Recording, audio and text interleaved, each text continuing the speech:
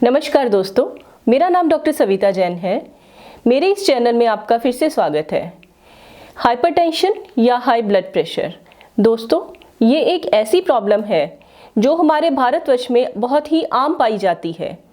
आंकड़ों के मुताबिक लगभग 10% लोगों को इस प्रॉब्लम का सामना करना पड़ता है।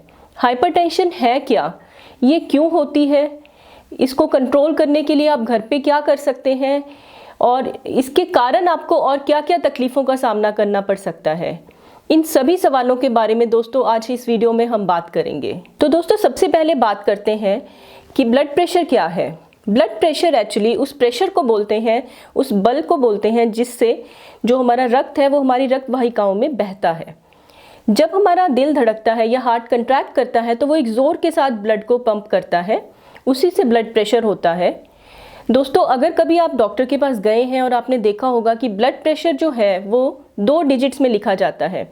जो पहला डिजिट है वो हमें सिस्टोलिक ब्लड प्रेशर बताता है या ऊपर का ब्लड प्रेशर बताता है, और जो स्लैश के बाद दूसरा डिजिट रहता है वो हमें नीचे का ब्लड प्रेशर बताता है या डायस्टोलिक ब्लड प्रेशर बताता है। तो नॉर्मल ब्लड प्रेशर क्या है दोस्तों? नॉर्मल ब्लड प्रेशर जो सिस्टोलिक ब्लड प्रेशर है या ऊपर का ब्लड प्रेशर है वो हम नॉर्मल मानते हैं 90 से 140 के बीच में, और जो डायस्टोलिक ब्लड प्रेशर है वो हम नॉर्मल मानते हैं 85 या 85 के नीचे।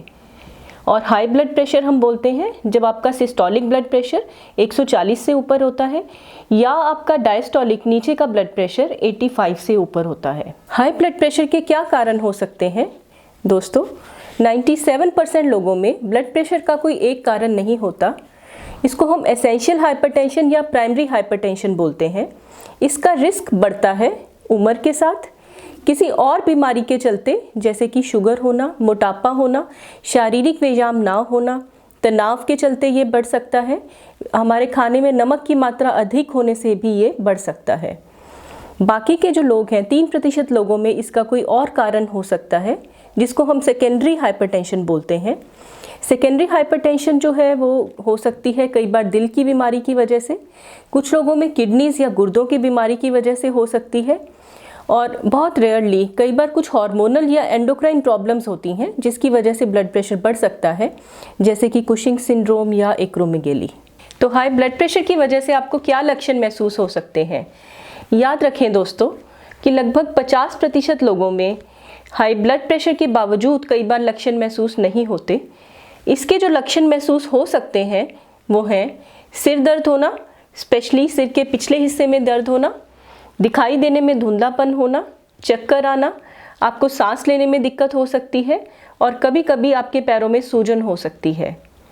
हाई ब्लड प्रेशर के कारण क्या जोखिम हो सकते हैं, आपकी बॉडी पे क्या नुकसान हो सकते हैं, या हमें हाई ब्लड प्रेशर के बारे में जानने की क्यों ज़रूरत है? हाई ब्लड प्रेशर की वजह से हमारे शरीर के कई हिस्सों में तकलीफ़ हो सकती है।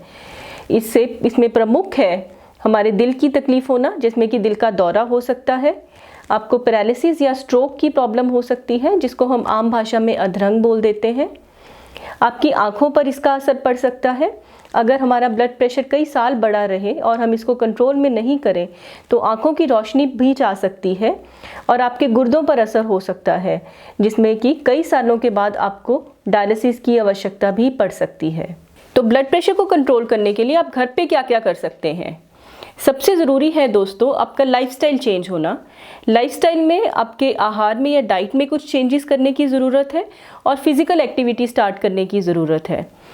डाइट में जो चेंजेस करने चाहिए, आपको लो फैट या कम वसा वाला खाना, लो कार्बोहाइड्रेट, अपने डाइट में फ्रूट्स और वेजिटेबल्स का सेवन ज़्यादा करना चाहिए। अपने खाने में नमक की मात्रा को कम करना ज़रूरी है। उसके लिए दोस्तों ये ज़रूरी है कि आप ऊपर से नमक किसी चीज़ में नहीं ऐड करें। दही में, सलाद पे, फ्रूट्स के ऊपर, या अचार चटनी नहीं खाएं, नमकीन लस्सी या नींबू पानी नहीं लें। जिन चीज़ों में भी बहुत ज़्यादा नमक डलता है उन चीज़ों का सेवन नहीं करें। अपनी डाइट में आपको मिल्क या डेयरी प्रोडक्ट्स कम करना भी ज़रूरी है। स्पेशली जो आप मिल्क प्रोडक्ट्स यूज़ करें वो लो फैट मिल्क हो या टोन्ड मिल्क हो।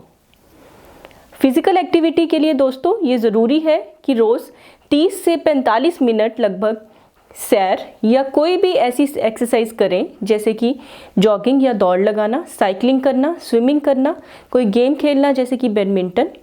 एरोबिक्स कर सकते हैं या डांस कर सकते हैं, तो लगभग 30 से 45 मिनट रोज़ ये एक्सरसाइज ज़रूरी है और हफ्ते में कम से कम 5 दिन ये एक्सरसाइज होना बहुत ज़रूरी है।